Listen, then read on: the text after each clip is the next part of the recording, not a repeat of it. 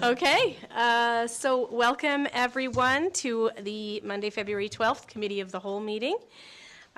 We are going to bring the meeting back into session following a recess where we had where we had a bylaw and policy committee meeting.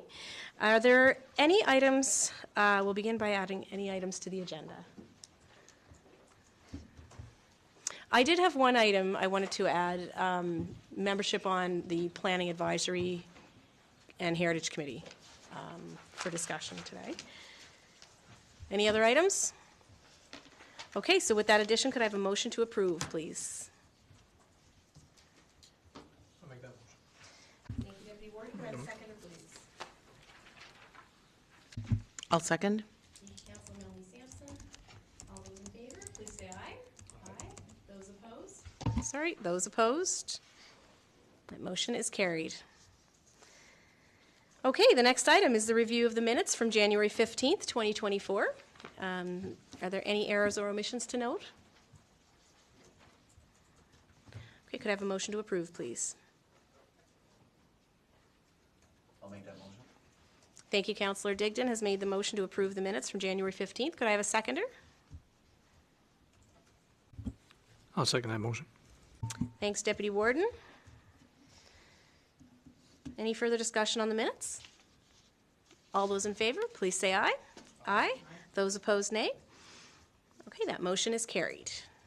All right, so the next item on our agenda brings us to presentation time.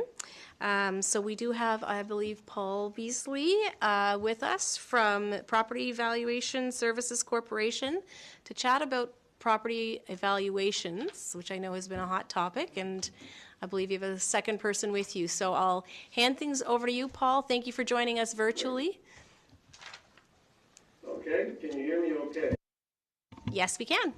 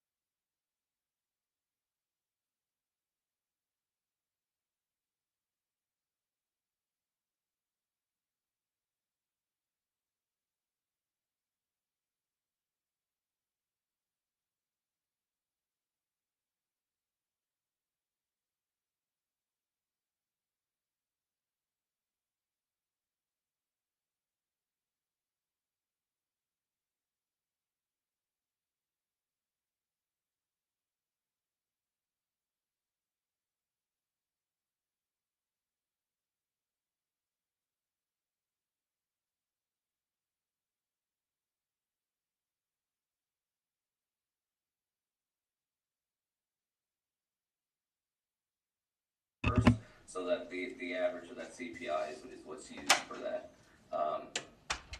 for that cap rate for that year. So last year, if you recall, in 2020, for the 2023 assessments, it was around 7.7%, and this year for the 2024 assessments, it was set at 3.2%. So a couple things on the cap program: for an eligible property, must be a residential property under 4 units, at least 50% owned by a Nova Scotia resident. If it's a condo, it would have to be owner occupied, and the property must not have sold unless it was within the immediate family the year prior to be eligible. And then this is what it would look like on a on your notice. So if it's an eligible property, if that has a cap assessment, then the cap would, and the cap is lower than the assessed value, the cap would appear just as seen here on the screen with that notice. And then the lower the two values would be, the lower between the cap and the assessed value would be your taxable assessed value, so the amount that the owner would pay taxes on. Little assessment roll activities for Richmond County. So what we've seen in the calendar year 2023, we reviewed 212 permits. Property transactions was 621, and appeals that we received last year was 187. So a common question is, how many of those did we amend? So last year we amended around 25% of those. So approximately 45 out of the 187, the values of them were amended. Looking at the assessment roll total for this year that we sent out, that we sent to the municipality before the end of December, and then mailed up to property owners there on January 8th. So there's the big numbers there. I'll walk through the percentages. So total residential, that would include, so that includes everything within residential. It includes the taxable and exempt accounts. It would include market growth through our reassessment. But also everything that was added through the building permit review, the sales review, so just total year-over-year comparison. So of the residential assessment roll, so that those numbers there from 2023 to 2024 around just under a 22% increase when you factor everything in there. The total residential with cap, so that'd be amended down because a bulk of the residential properties would fall into the cap program, and that increase is 10.5%, which was, I think it was around 10% last year, so it was pretty much in line with what that was last year with the residential with the cap. Total commercial was just under 4% last year. This year it's 4.9%, so in line as well. And the total assessment roll went from 1.2 up to 1.4. So in Richmond County, there's approximately 82 of the residential dwellings that are eligible. 82% of the residential dwellings are eligible in the CAP program. So yeah, those were the increases that we've seen. Again, that it doesn't include just market activity, but includes everything with the market, the building permits that were added, and the sales reviews through the reassessment as well. Some sector highlights, what we've seen in the just across the province with all the major sectors. So despite rising costs and with building materials and labor, the commercial development did continue. Business and industrial parks did continue to see market growth. Apartments continue to be strong investments, both the buying and remodeling of the existing buildings and the construction of new ones as well. What we've seen was the retail sector saw a steady tendency in increased leases, and as we've been kind of seeing since this COVID or the past 3 to 4 years, the office buildings were remaining flat, which is reflecting the response to shifts in workplace requirements. So we, unfortunately, what we've seen the past couple of years is the increase what we would have the natural disaster. So I know everyone there is familiar with Fiona that we had back in 2022, which was a pretty wide event, from really ranging from Cape Breton up past Truro, depending on certain areas. And then last year we also had the fires in Tantala and within different neighborhoods. So the 2024 assessments did consider the impact of the wildfires and flash floods. So we worked in those areas. We worked directly with those impacted municipalities. We had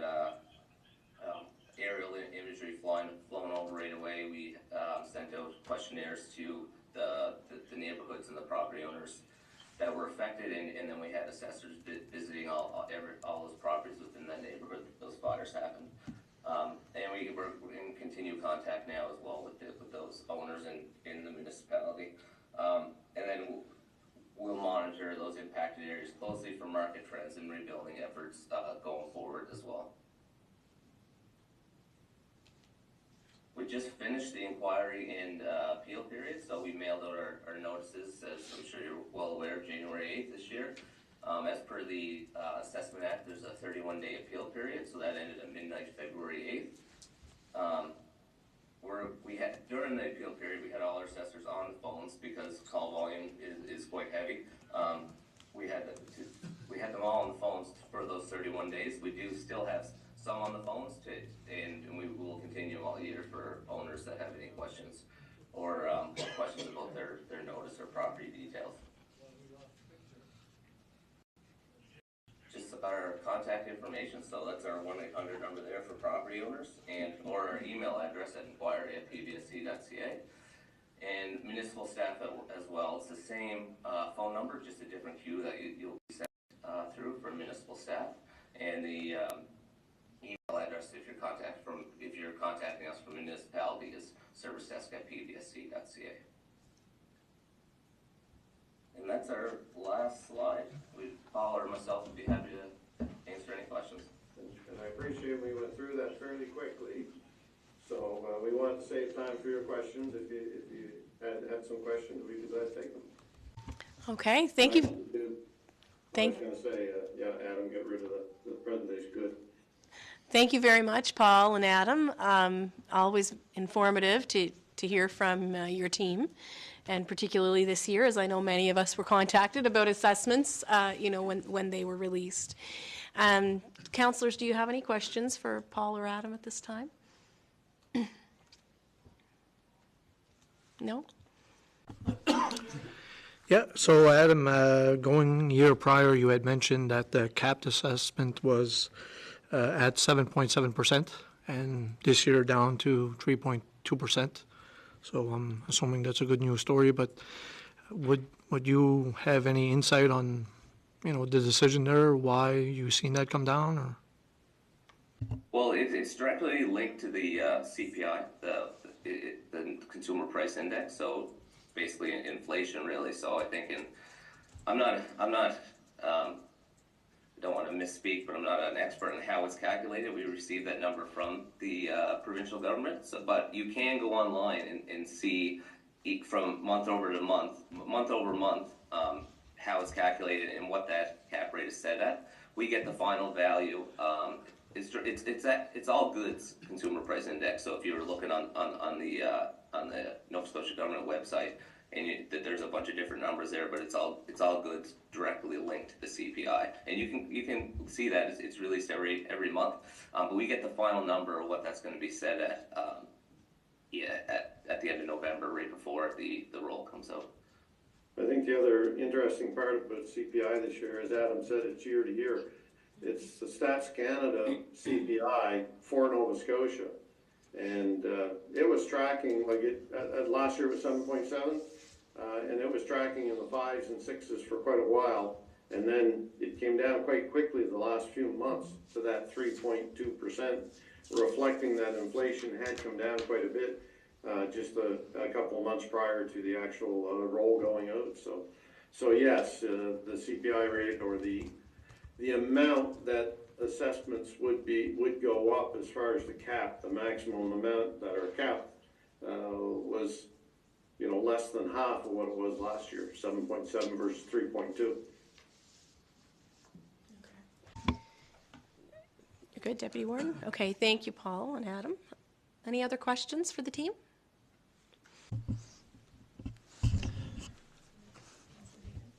Yeah. Hey guys, I just have one quick one. You said PBSC uses a mass appraisal system to determine the value. I guess one of the questions I would have from the residents is how does that determine if, because we've seen increases from anywhere from $10,000 to $100,000 within the single area, and we've also seen $1 million homes assessed for $500,000 and $100,000 homes assessed for $200,000. So I guess the question is, I know you say at the end of December, you kind of make the, I guess the visual, or you go around to, you know, the state date, you make the physical state of the properties then on December, but I'm just wondering how that's done, how there's such a wide gap. Yeah, so it's a great question. So two things there. So it's a physical state of the property, right, as of December 1st. What we do, we have, so the 2020, as Paul mentioned, the 2024 assessments based on, the base date for that is January 1st, 2023. So the state of the market at that time, which consists of sales, market activity in the 2022 calendar year. So a couple different things, and it's a great question because it's really one of the most common ones that we've seen. We see every inquiry period. How can different properties in a similar area be assessed differently or go up different percentages? I think that was around the first part of your question. So when we do our reassessment each year, we're looking at sales within each market area within each municipality. So we review sales prices. That's why we review all every sale that comes in the municipality, just to make sure that our data is correct. Our data is correct, that we're not missing anything, because when we go to do our yearly reassessment, we do reassessments each year in every neighborhood. So when we're doing that, we're using, in the residential file, we use the most reliable approach to value. Paul mentioned the three approaches to value, is the direct sales comparison approach. So different properties may increase at different percentages depending on each, I guess, a physical attribute that they have within that property. So they might be in a similar area. They could have different physical characteristics, and thus they would increase differently depending on the type of property. The main factors that drive value be year built, factor in renovations, things like that.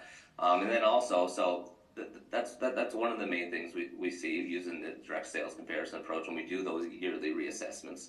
Depending on the physical characteristics of each property, they may increase differently. And then also, when we're reviewing those sales or reviewing the building permits,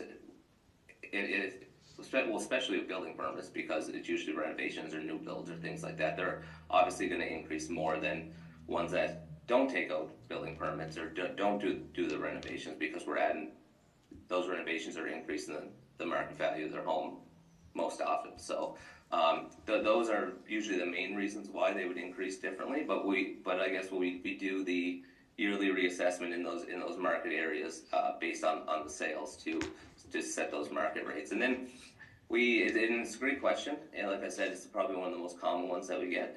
But we do we always, whenever we're speaking to the public or engaging with property owners, we encourage them to. There's a couple things that they can do. They can check their My Property Report on our website. They have a PIN access code that they can go in just to make sure that what they're seeing and what they're being assessed for, they can confirm the details of their property on there. And then if they have any questions on value, or they think, because when it comes under appeal, at the end of the day, it falls back to Section 42 of the Assessment Act. So it comes down to, is your property worth? If you were to sell that property on the open market, is it worth that value? And if owners call in and read our website and they still think it's too high, or they still they're not in agreement with our value, then by all means send the appeal in. But we do encourage them to check out, to look at our website, or call in and speak to an assessor, and then they can make their decision after that. I think just to add to it, one of the important things with mass appraisal is having sufficient sales in order to validate market movements. And the past 2 years, as you can appreciate, sales volumes have been up significantly, and it gave us, it really allowed us to look at the data and take a really good look at it, and have enough data in many of the neighborhoods in order to actually reset at market value. Sometimes if you don't have enough sales in some neighborhoods, we really can't move it unless we're seeing that evidence. So the fact that there's enough sales, and I'll give you an example here as well. The largest segment of homes in Richmond, residential properties, are built between 1980 and 2000. And 2 years ago, or for the roll 2 years ago, or the previous year's roll, there were 66 homes in that 2 years ago there were 85 homes in that category, and they sold in the market on average for 168,000. And then for this roll, there were 66 sales, and they sold on average for 215,000. So that's about 25%, and that's exactly what the market's telling us, is that, you know, these properties are selling for this amount on average. So you see that 25% in the market with good, strong sales, and that's why you're seeing some of the higher changes. And some neighborhoods, less changes, some neighborhoods, more changes, but on average, that's the type of numbers we're talking about. Hope that answered it for you. Thank you, Paul. Thank you, Adam, for your response on that. I think we will have to call it there because we do have a full agenda, but thank you for providing your contact information. Certainly, if there's any follow-up from council or from members of the public, we can reach out to you using those channels. Really appreciate your time. Very thorough presentation this evening, and yeah, thank you very much for being with us. Thank you, Madam Chair. And as you say, if you have any questions, just funnel them through the CAO or the clerk, and they have our contact information. We'd be glad to answer any questions or inquiries you may have. So thank you very much once again, and have a good rest of your meeting. All right, thank you so much. Take care. Thank you. Okay, so there was just a single presentation on our agenda for this evening, so we'll move on to the next item of business, which is new business, and it's the Richmond Water Utility Water Rate Study. So the information has been provided in your agenda packages in advance. I want to thank the team for putting that together along with the summary of what you were, of where we're at with things. It's much appreciated. So I'll open this maybe for discussion from council, but I'm not sure, Troy, if you staff would like to discuss.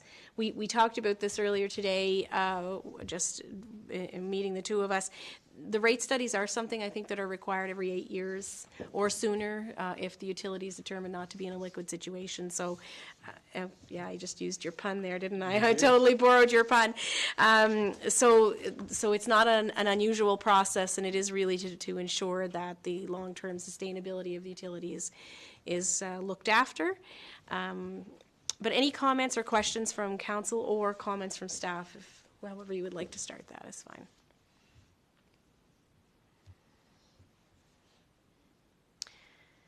Okay.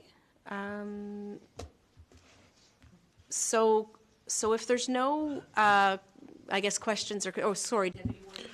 Yeah, no, one thing that stuck out to me during the presentation is that they had mentioned that the revenue or consumption was a whole lot less, not a lot less, but less from year to year or whatever. So I guess that's a good news story, Chris, right? So we're being more efficient, I guess, and things are, working the way they should.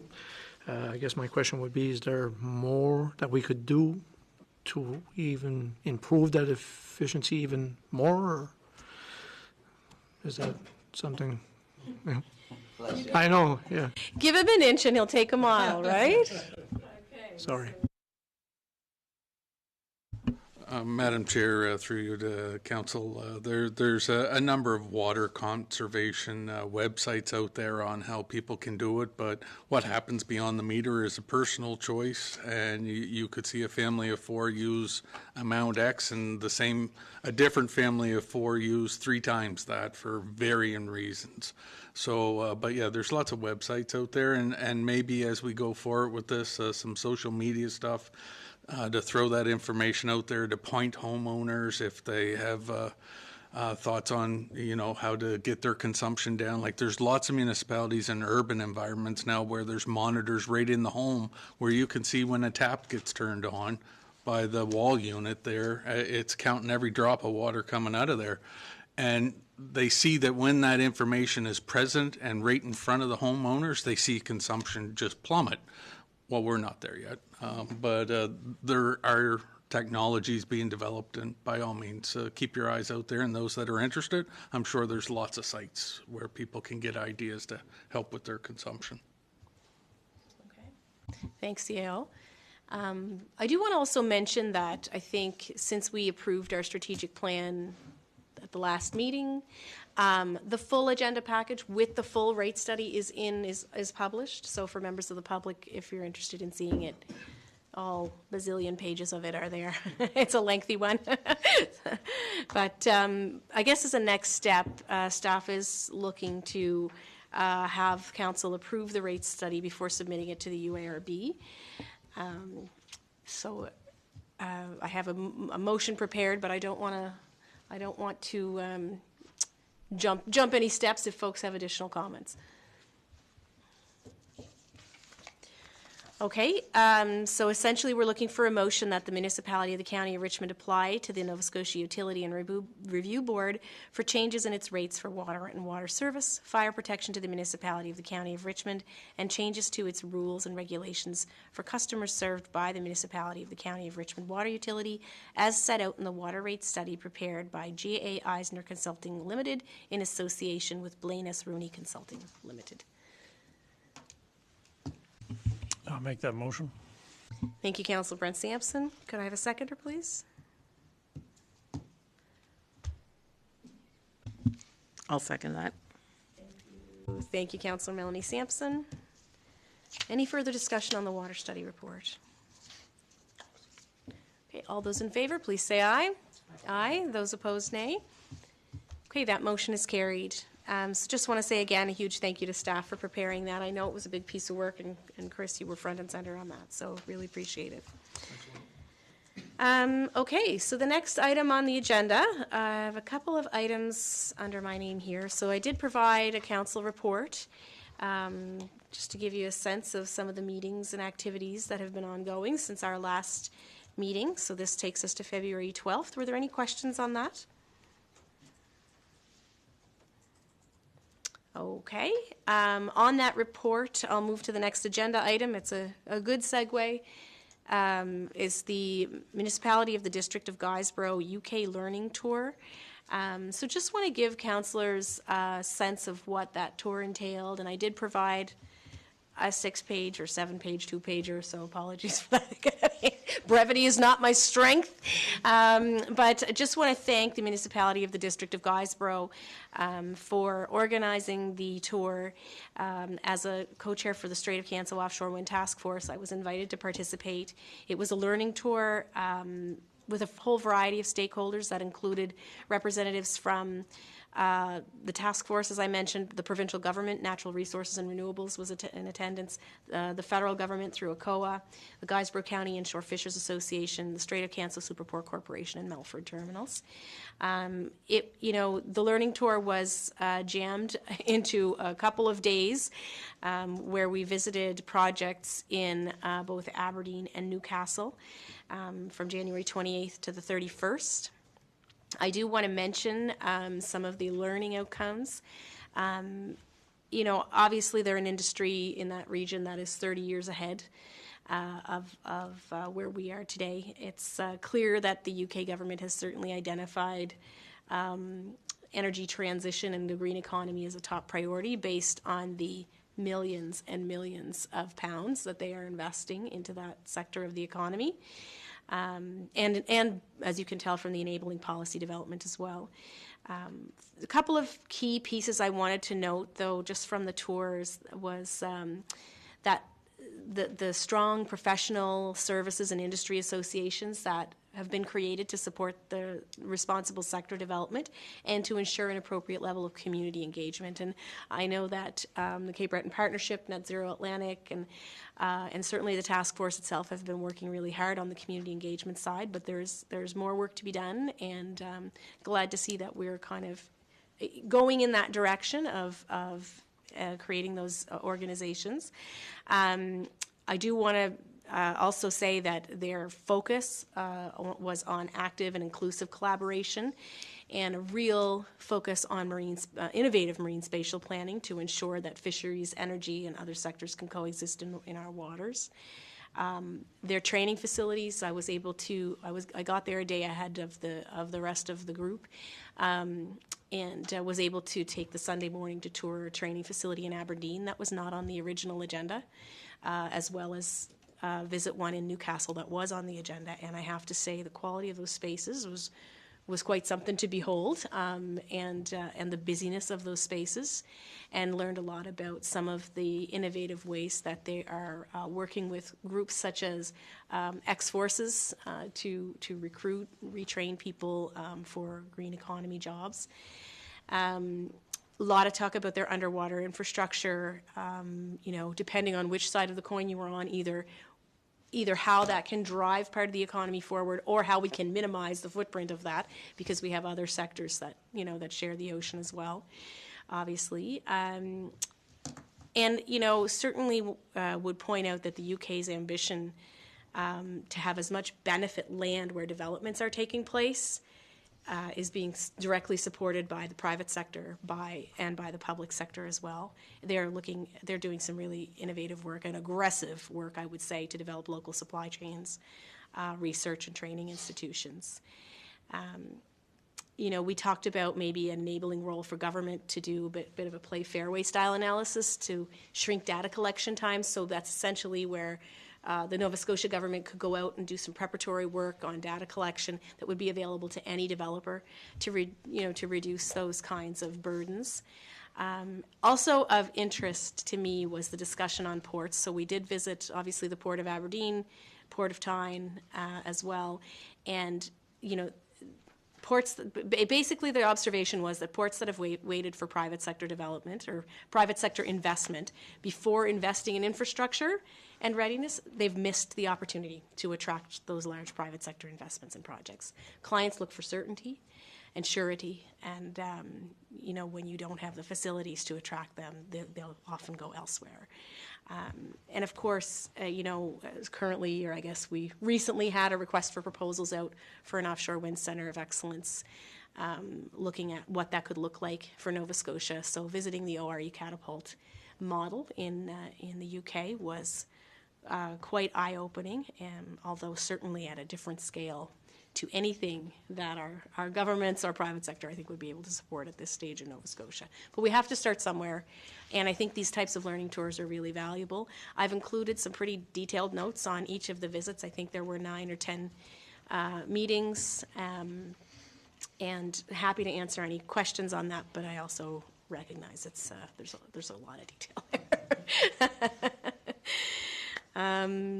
So thanks again to our hosts at the District of Guysborough for opening the door to that. One of the engagement sessions that occurred in Discoos for the Cape Breton Partnership and Net Zero Atlantic's sort of community consultation, there was a one person in particular in the audience who said, we have a job to do here, and it's learning as much as we can about this sector before we jump in with both feet, and that this type of thing, I have to say, even more valuable, than going to a conference where you have many, many delegates and presenters, but you're kind of getting that sort of to the many communication. This was very targeted, and the visits were very much I guess, designed and planned with the potential of the sector here at play. So you had really much more in-depth conversations, and it was really, really useful. So, any questions on that? Okay. I have put some pictures on my Facebook if anybody would like to see them. I was going to do a slideshow presentation, but then I thought, no, well, we can just provide a 7-page report instead. Why would we do that? Anyway, okay. So if there's no questions, I'll move us on to the next item on the agenda, switching gears completely. And it really is on emergency management and, of course, the storm. I don't think it would be appropriate for us to have a meeting right after an historic snowstorm without putting it on the agenda and discussing it in an open council meeting. it was an extremely challenging time for many people. Especially, I want to, recognize that those who couldn't get out of their homes for many days, and those who live on secondary roads that couldn't get cleared, right away.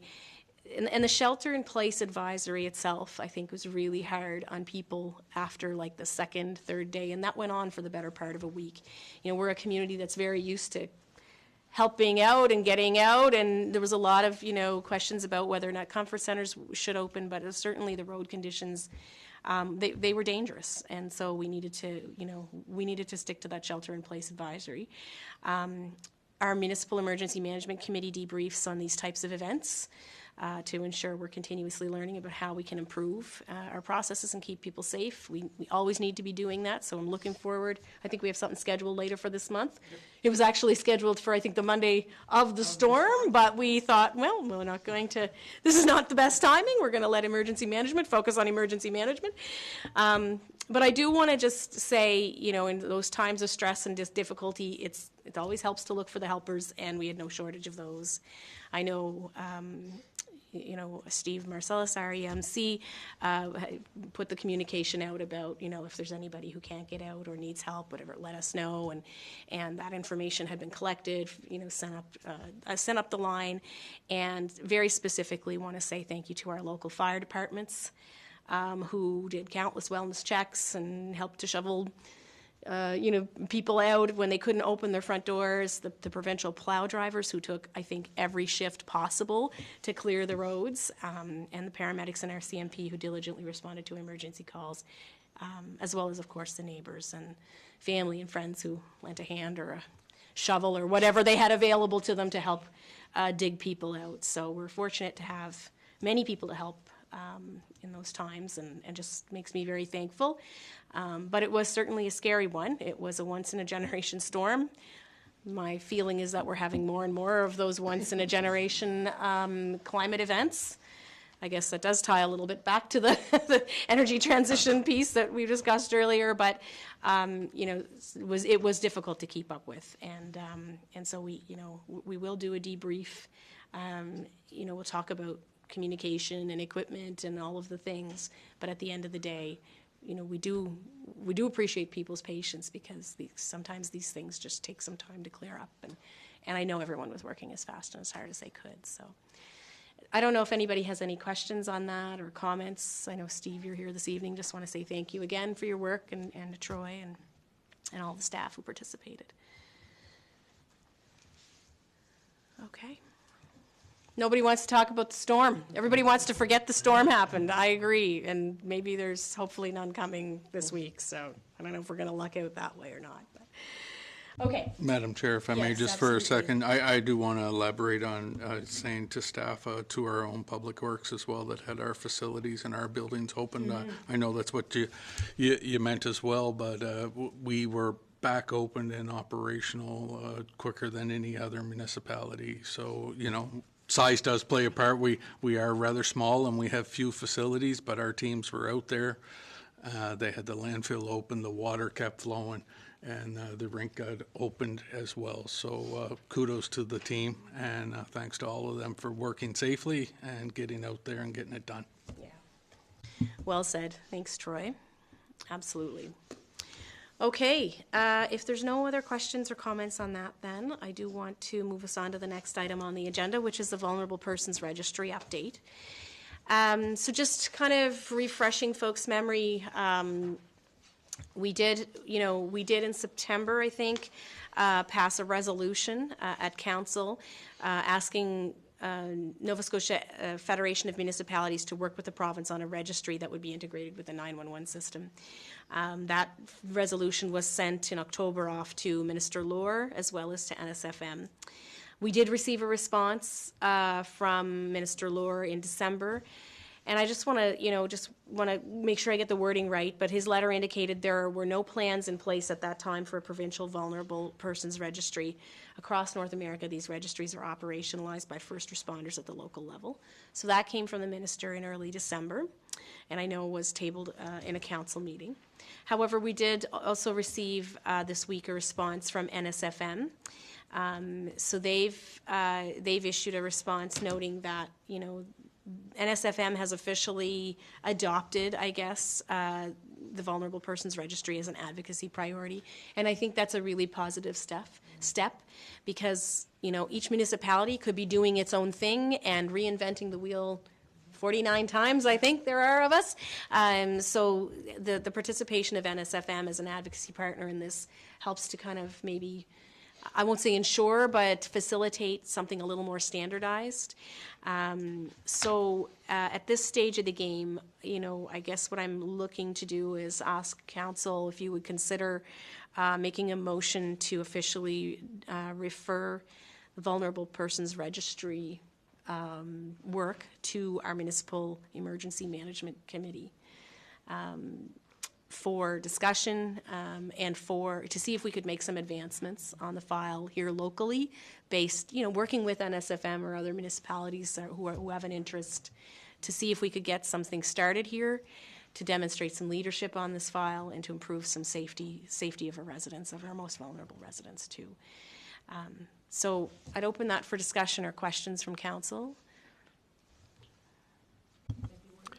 Yeah, no, I think, Madam Warden, you know, going back to the previous topic and talking about the storm of last week, I think it's very important that we do our part here to make sure that we, you know, we follow up and do what we can here when it comes to this this list of vulnerable people, right? And we, like you had mentioned earlier, we had a lot of people that were vulnerable in this storm and in a lot of bad situations, right? So for us to have some sort of registry, to me, I think is important, and we should do what we can to move it forward for sure. Thank you. Thanks, Deputy Warden. And I know, Troy, from our conversations through this past storm, you had mentioned that there was a form that the province had sent out that was really a standardized template. Was that for reporting where people would need assistance? And that's the kind of thing we could look at. It doesn't need to be a complicated tool, but if we could all use something consistent, I think would be really helpful. I don't know if you want to speak to that. Absolutely, and it was set up with the fields so that it could just plug into the system at the province, which makes sense. It's centralized repository, and then that way the information they get from Richmond is identical to what they get from Digby across the province, and that's really what we were looking for and hoping for with this. So I strongly suggest we don't give up on it and we keep going so that it does get centralized and standardized right across our province. Okay, thanks, Troy. So could I have a motion then, if councillors are in agreement, to refer this item for action to the Municipal Emergency Management Committee? So moved. Thank you, Councillor Sampson. Yeah, I'll second that motion. Thanks, Deputy Warden. Any further discussion on that item? Okay, all those in favor, please say aye. Aye. Those opposed? That motion is carried. Okay, moving right along. All right, so next item on the agenda, I believe, is the, under the CAO, we have an administration operations report. And just want to begin by noting that that is expanding all the time to include all of the activities going on. It's a little bit daunting to know that we've got so many hands working on so many various important issues for our constituents and the people of Richmond County. So any questions for Troy on the admin ops report, or if Troy, if you would like to speak to anything in particular, I'll invite you to do so. Well, the big one would be on the IT side of things, that Clayton said appoint our IT person to start working with you one-on-one, so make your appointments with them so that you have your phone, you have your devices, so we can get everybody switched over to the Microsoft 365. It should only take 10-15 minutes to get everybody done, and each person, and then we'll be rolling out training opportunities or maybe lunch and learn or something so we can get in and make sure that we're using it to the best of its ability and everybody's comfortable with it, because with it we'll change our council packages and a number of other things. So just getting everybody familiar with it. Technology is great, but it can be a challenge. So we just want to make it as comfortable as possible because everybody loves change. we'll make this as painless as possible, and Clayton is, hammering out the bugs that we're coming across one at a time. It's a long process. We deal with lots of partners, but he's working, and I shout out to Kit, who continues to work with us and help us transition. It's been a good working relationship, and progress is being made. So thank you, and bear with us. Just like the snowstorm, patience, and we'll get there. It'll be worth it in the end. Thanks, Troy. Any questions for Troy on that item? Councillor Sands? No, you're good? Okay. All right. Okay, so we'll move on to the next agenda item, and that is community acknowledgements. And we always start our community acknowledgements with acknowledging our volunteer of the month. And this past month, the volunteer of the month is Jean Kehoe from the Rocky Bay Irish Club, whose work has profoundly impacted the local community through her extensive efforts in creating, directing, and supporting the Shamrock Players. Jean has become a vital force in the club's success. Her fundraising initiatives demonstrate strong leadership and ensures the club's sustainability. And just so I'm getting this right, the Shamrock Players are the group that puts on the shows, right? Yeah, I know. And if anybody can help me, hook me up with tickets to that, I would really like to get some. I've missed out. Better chance to go to the Super Bowl. Oh, yeah, better chance to go to the Super Bowl. Every time I look, they're sold out. Anyway, I'm too late to the party, so I'm counting on the team here to help me with that. In her more recent endeavors, Jean has taken the lead in organizing 2 memorable John Prine tribute shows, creating engaging trivia nights and multiple Mrs. Brown's Boys Dinner Theaters. I just needed to keep reading. And that has attracted attendees from beyond Halifax and bringing laughter and joy to all. So throughout these events, Jean not only showcased her dedication, but also provided unwavering support to a dedicated team of volunteers, always with kindness and a warm smile. So please join us in recognizing Jean for her hard work, dedication, and commitment to her community. By all accounts, it sounds like she is moving and shaking with the Rocky Bay Irish Club. So much appreciated, Jean. Thank you. Anybody have any questions on that or comments? Or if you'd like to make additional community acknowledgements, now is the time. Councillor Jason? Yeah, no, I won't make any additional ones, but I would, again, it's a great pick for the volunteer of the month, and again, just by reading the report, she is definitely, she's one of those people that's always around the Rocky Bay Hall and every function. I don't think there's a function that goes on that Jean either doesn't have a hand in setting it up or the task at hand. So, yeah, great job and great pick for the month. Okay, Deputy Warden. I know I can always count on you. Yeah, there you go. Yeah, so I'm just going to go back, Madam Warden, to a topic earlier on when it came to last week's storm. For me, my approach has always been not to point out anyone when it comes to major events or, major organizing events. And when it comes to benefits and events in our community, you try not to pinpoint out anyone, and this is no different. I just want to thank anybody that was behind the wheel of a snow removal clearing equipment.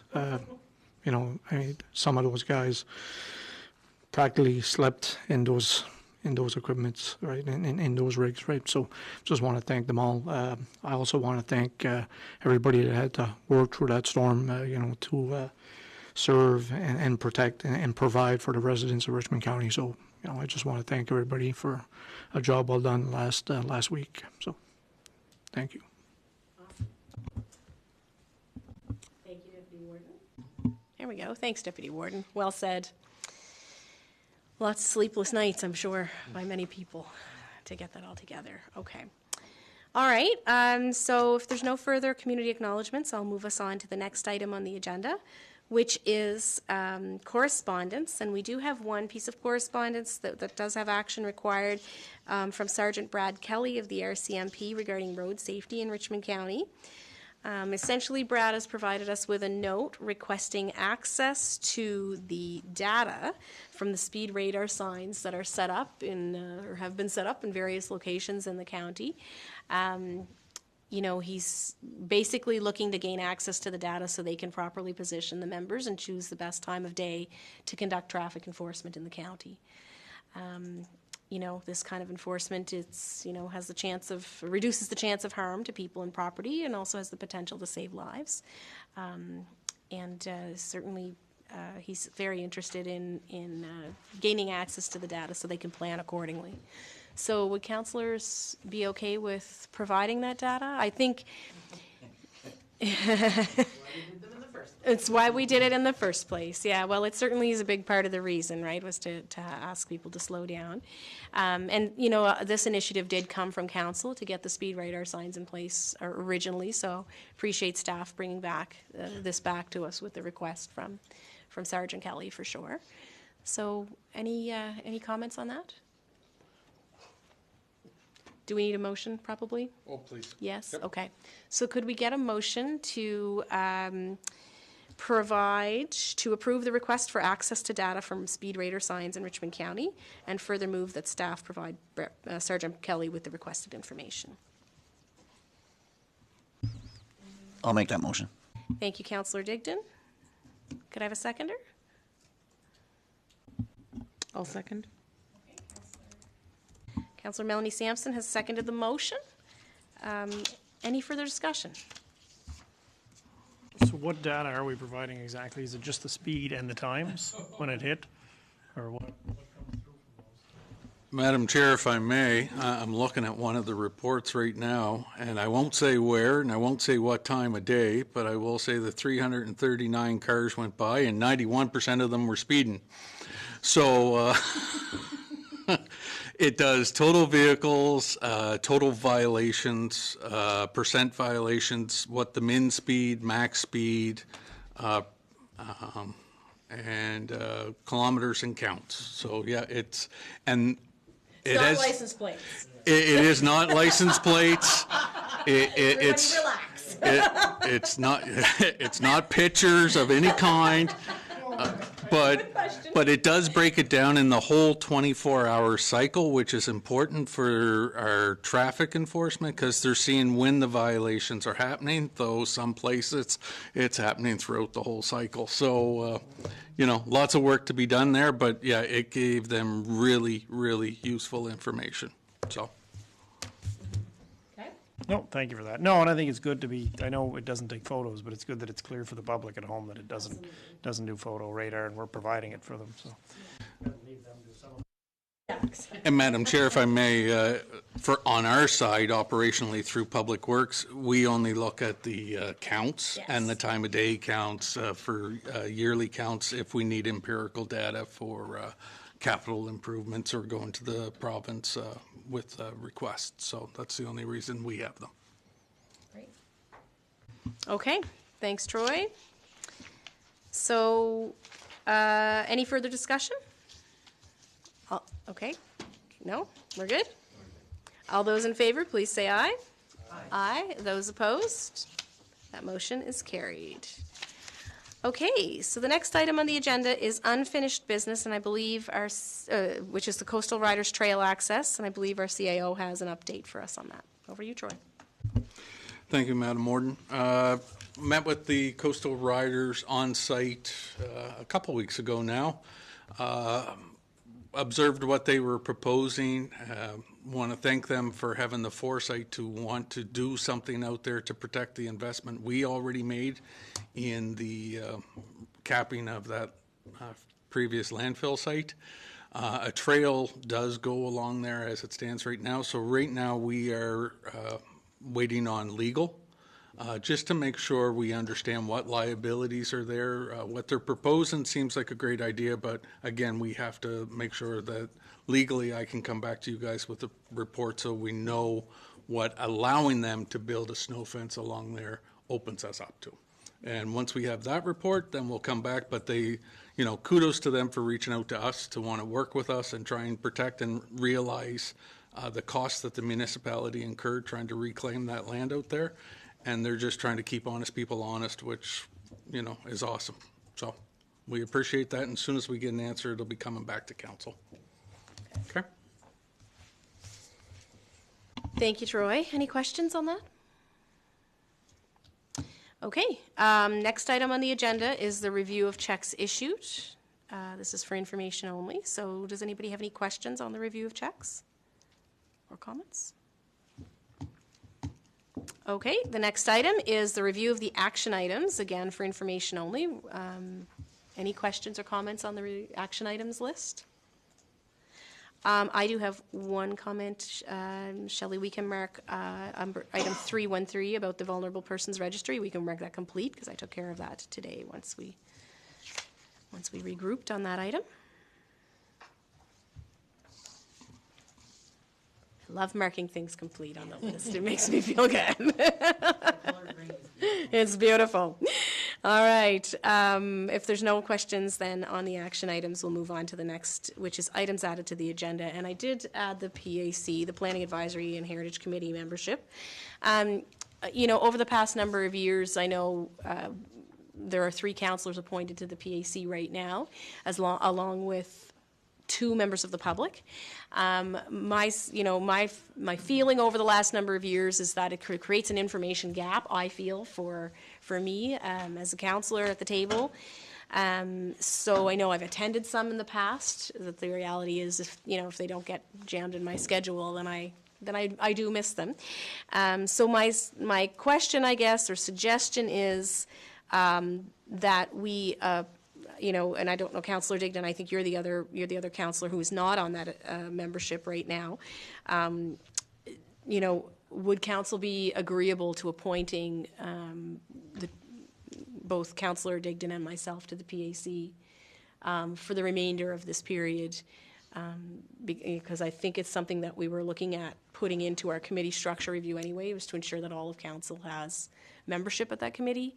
It will allow us to take part in the discussions, as well as not just listen in, but also would allow us to take part in any in-camera discussions as well. So, so I'm just putting it on the table that we don't need to wait for to have all of our committee structure pieces in place. We can just add the additional councillors to the committee if that's the will of council. So that's my suggestion at this point. I'm open for discussion on that. Recognizing perhaps, Councillor Digdon, I'm volunteering or suggesting a piece of work there, but without having spoken to you, but certainly I would be interested in sitting at the table, so. Sorry. It is one of our most powerful tools as a council, right? That and the Policy and Bylaw Committee. So I think having all of us there, as we do for Policy and Bylaw, tends to make a bit of sense. But anyway, I'll leave that open for discussion from council. Yep. I hit the button before you gave me the go-ahead to speak. I would tend to agree with you. I just feel like it's a very key, it really is something we should have changed a long time ago, as we went into the Plan Richmond and a whole bunch of other pretty significant pieces of work, I think, at PAC over the past number of years. And I think that it does present a bit of a gap as we move things forward to council. And I do think, to your point, when I think about committees that should have all members of council, I think, bylaw, policy, audit, those make sense. I think PAC makes sense as well. So I would certainly be in support of that. I'm just not sure if I have, just where it was added tonight, I haven't had a chance, and maybe you have, to make sure, is there any, policies or whatever that we need to adjust to allow that to be? Yeah. So it would be just the committee structure that we approved 3+ years ago. I think that is the only place where. Maybe terms of reference for it. And the terms, the associated terms of reference, yeah. I don't know, comments, any? Yeah. My only thought, would it make more sense to do that maybe going forward for the next term, in the sense that they're open meetings now, so we either could attend if you want, and are pretty open to allowing you in on the discussion. You know what I mean? If need be. Yeah, no, I think it's a good point, and I have attended, and I know, Councillor Digdon, you've attended some as well. The point is that we don't have a voice officially at that table, and we can't vote on matters either. So I'm just kind of one of those why wait kind of people, I guess. Anyway. Yeah, just that they all come back to council anyway. And I think we've only ever had one in camera, which was, which you're good on now. Councillor Digdon. Yeah, I tend to agree with you, Madam Warden. And it was that one in camera, I think, that that kind of, turned this ball rolling a little faster. Again, the problem with the in-camera meeting is that you and myself are not privy to that information, I guess, until it comes. And sometimes it's the cart before the horse, unfortunately. And last week that's what happened. But again, yeah, I'm like you. I think that it's and like Councillor Sampson, I think it's definitely a need to have us on those very important committees. So I would, yeah, I think sooner than later. And I mean, I think to Councillor Sampson's point, like in the past, both of you have come to the committee meetings and spoken freely, but really, I honestly, that never made me feel comfortable. That made me actually feel uncomfortable because that it's not an open meeting for all people to discuss. And I've, to be honest, felt like there were liberties granted because of your position on council. So I personally would be more comfortable if it was in that, like if it was in an official capacity, and then future councils can make whatever decisions they want in terms of their committee structures, if they feel it's better to be streamlined or not. Yeah, no, I certainly have felt uncomfortable speaking up, even though I'm squirming in my chair sometimes, and I'm like, and I know, and I appreciate, Councillor Brent Sampson as the chair, you've been very accommodating that way, but it does make me feel a little bit uncomfortable because I know it's not an official capacity, right? So, okay. Just want to make one more comment. I also think that, just because all members of council sit on that committee, I don't feel that there is a need for the warden to be the chair of that committee. And again, that's something I've kind of said before. I don't necessarily feel that warden needs to be the chair of any of those committees of council. I think that's the way it's been, but, and I know we are going to look at our committee structure, so that can be part of that conversation, but. Yeah, no, I totally agree. I'm not looking to make any. If we could just settle down on that, that would be great. Yeah, no, I totally agree. I'm not looking to make any kind of wholesale changes, just looking to be an official part of the discussion. Okay, so if that's the case, perhaps I could ask for a motion to add Warden Membercat and Councillor Digdon to the Planning Advisory Committee effective immediately, and to update the terms of reference accordingly. Someone care to make that motion? I'll make Deputy Warden? Thanks, Deputy Warden. I don't know. I just keep pushing the button and cutting people off. It's a terrible night for me. I'm going to second that now that I've pushed the button again. Okay. Thank you. All right. So the motion has been made. Could I, any further discussion on that? Sorry. All right. All those in favor, please say aye. Aye. Those opposed, nay. Okay. That motion is carried. Okay. So at this point, there are no other items added to the agenda, so we'll open it for a 15-minute question period, a maximum of 15 minutes.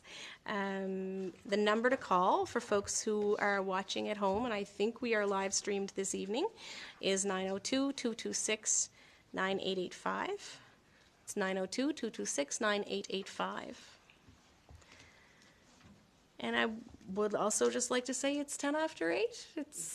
Yes, this was, I thought we were going to be here a lot longer looking at the agenda, but we've motored through, and it's, been a great meeting, so.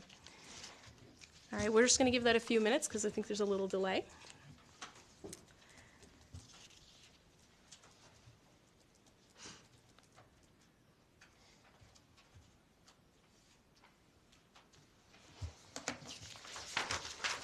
Okay. So we'll call it and close question period, and there being no further business, I'm going to adjourn the meeting. Thank you very much, everyone. Thanks to staff again for your work. Much appreciated. Have a great evening, everyone.